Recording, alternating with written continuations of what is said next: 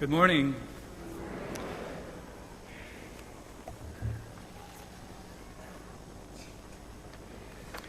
One of the things I enjoy most about being at St. Francis of Assisi Parish is the opportunity to go across the street here at Waldo site to the elementary school and talk to the students just to see what's on their mind. Several weeks ago, I went into the kindergarten classroom and I noticed in there they had a little setup for a puppet show, right? So you've got the two pillars on the side, a bottom to hide the people, and then a top to sort of advertise what the show is, and then a curtain, of course, to open and close during the scenes. And so I looked at it and I said, "Do you have puppet shows in here?" And they excitedly said, "Yes, we do." And the teacher invited me, "Father, would you like to come in and see a puppet show sometime?" And of course I said, "Yes, I would love to." And one little boy raised his hand, and I said, "Yes." And he said, "But wouldn't it be great if we had lasers, smoke machines, disco balls, and lights?" And I thought, we're still talking about a puppet show here, right? You see, even at the age of 6, I recognized in that young man a desire for more, a desire for excitement, a desire for adventure. And it's all around us, isn't it? You turn on the television, you see advertisements on television, or you see shows on the Food Network such as Master Chef Junior. Has anyone heard of that one? Right, Master Chef Junior.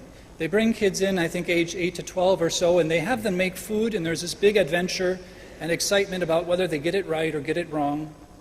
And they never go to a commercial break without leaving you hanging. And you can never turn the commercial off. The same thing with Pawn Stars or any show like that.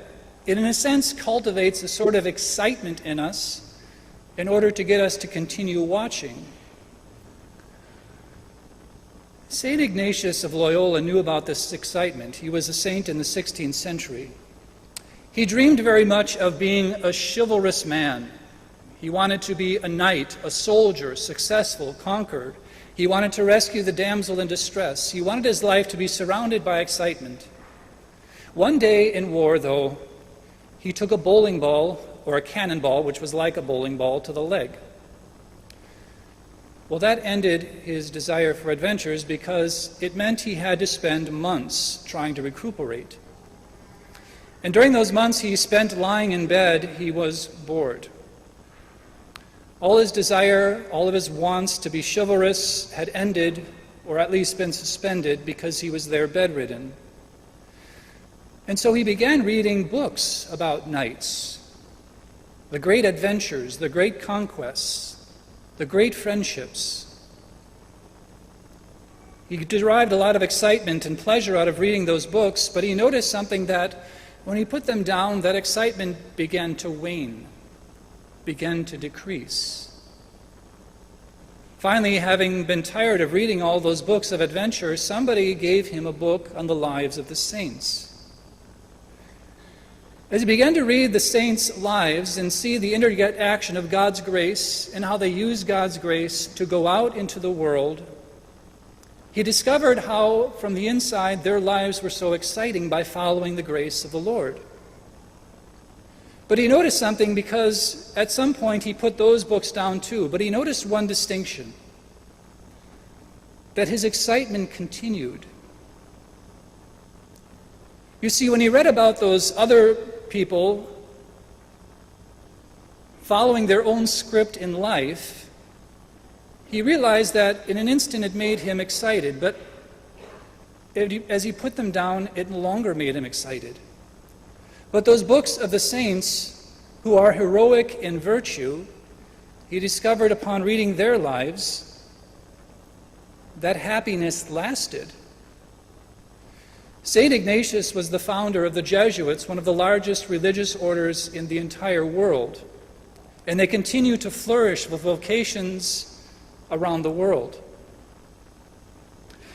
Today, friends, is Good Shepherd Sunday. Jesus in our gospel talks to us about him being the sheep gate.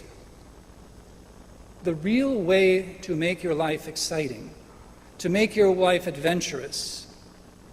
The problem with all the excitement that we cultivate, even in that young boy at 6 years old, and through all of our life, it makes us tend to think that excitement is what life is all about.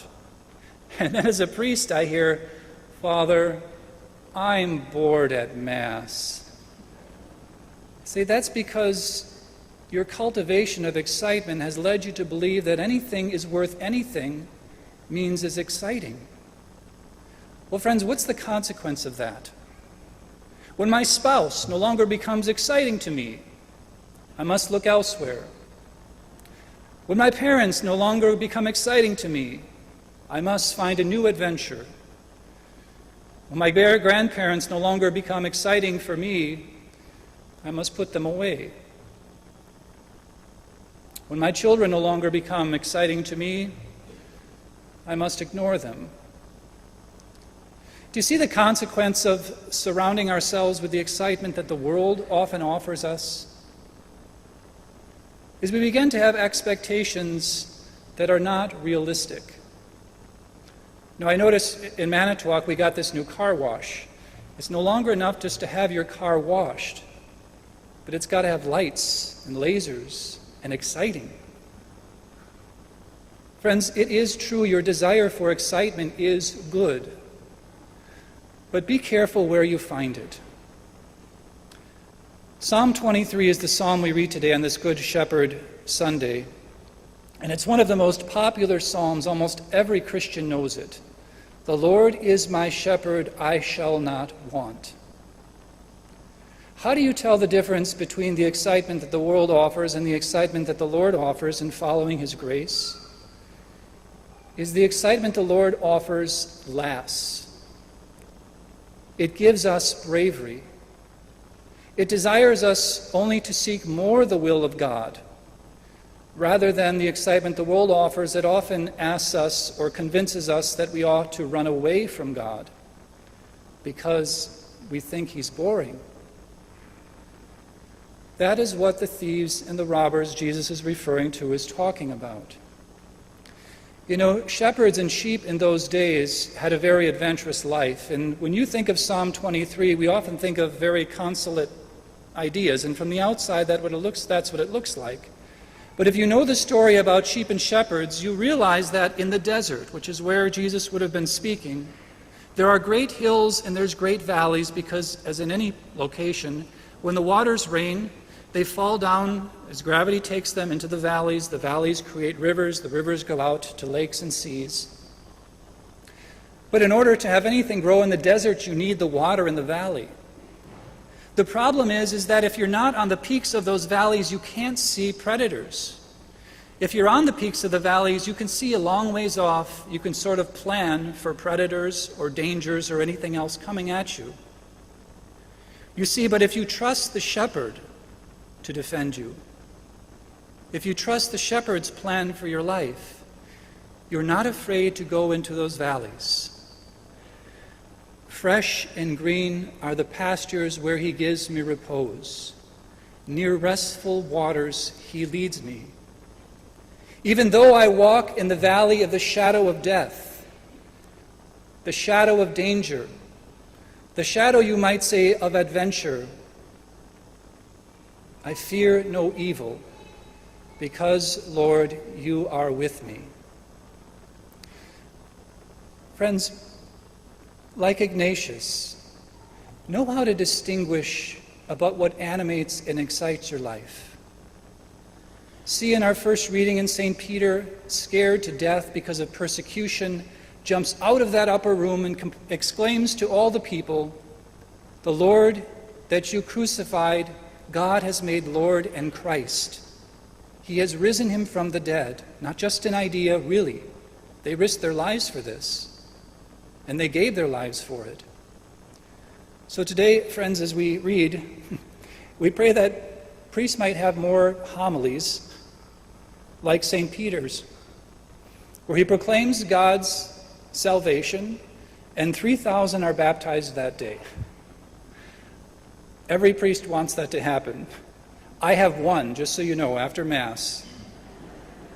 So I'm on the start. I've only got 2,999 to go. But be careful where you get your excitement from.